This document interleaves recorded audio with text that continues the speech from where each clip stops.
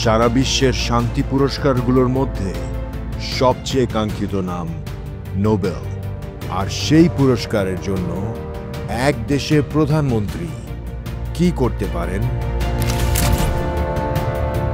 এই এক পুরস্কারের লোভে দেশের জাতীয় নিরাপত্তা, জনসাধারণ, আইন শৃঙ্খলা পরিস্থিতি এসব কিছুই কি জলাঞ্জলি দেওয়া যায়?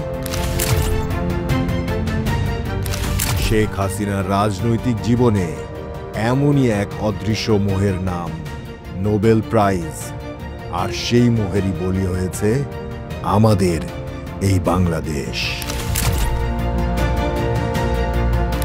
1996 সালে ক্ষমতায় এসে দ্রুত সময়ের মধ্যেই পার্বত্য শান্তি চুক্তি করেন শেখ হাসিনা।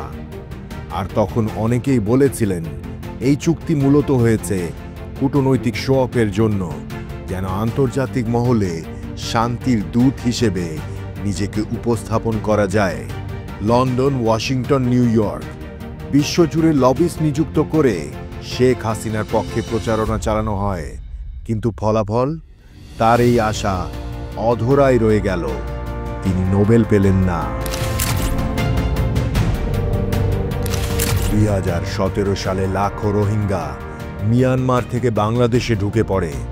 তখন শেখ হাসিনা তাদের আশ্রয় দিয়ে বলেছিলেন, আমরা যদি 16 কোটি মানুষকে খাওয়াতে পারি তবে রোহিঙ্গাদেরও পারব। কিন্তু বিশেষজ্ঞরা বলছেন এটা শুধুই মানবতা ছিল না, বরং ছিল নোবেলের দৌড়ে আবার নাম লেখানোর একটা প্রচেষ্টা মাত্র। চাটুকার সুশীল সমাজ এবং দলীয় নেতাদের মাধ্যমে তখন শুরু হয় আরেক প্রচারণা। শেখ হাসিনার নামের সাথে যুক্ত হয় নতুন এক উপাধি, মাদার অফ হিউম্যানিটি। কিন্তু বাস্তবতা ছিল পুরোপুরি ভিন্ন। কক্সবাজারের উখিয়া ও টেকনাফ অঞ্চলে গড়ে ওঠা রোহিঙ্গা ক্যাম্পগুলো ধীরে ধীরে হয়ে ওঠে অপরাধের স্বর্গরাজ্য। চুরি, ডাকাতি, মাদক, এমনকি সশস্ত্র সংগঠনও গড়ে তোলে তারা। নোবেল তিনি একটিও পেলেন না, কিন্তু রেখে গেলেন লাখ লাখ রোহিঙ্গা, যাদের কেউ ফিরিয়ে নিতে চায় না। বাংলাদেশের জন্য এটা এখন জাতীয় নিরাপত্তার সবচেয়ে বড় চ্যালেঞ্জ।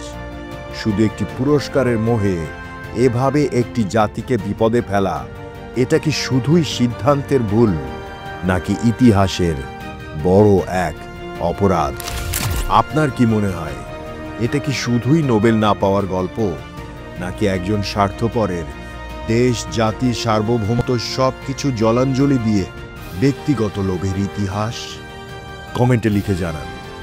ভিডিওটি ভালো লেগে থাকলে লাইক দিন, শেয়ার করুন এবং এমন তথ্যভিত্তিক ভিডিও পেতে তথ্যধারা চ্যানেলটি সাবস্ক্রাইব করে রাখুন।